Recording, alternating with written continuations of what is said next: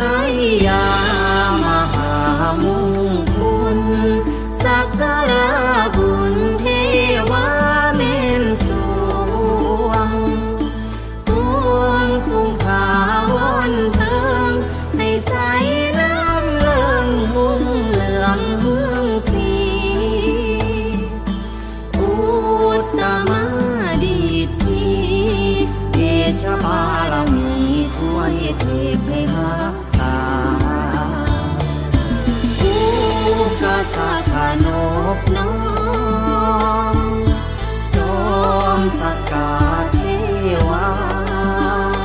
องค์อิศวรสาวกภูธาดา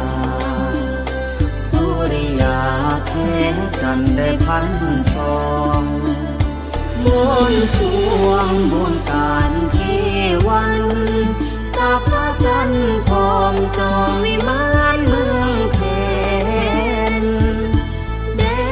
นทิสากำบอนองค์นาครทั้งองค์คำหิวพาเทวตาแห่งราศีธรณีผู้นำคืนพาสุธาสายทาราของพาไหลดังใจศรัทธาบันดงเตโชธวาโยพิรุณสุนทุกขบุญเทวาสุราลัยย่อวาย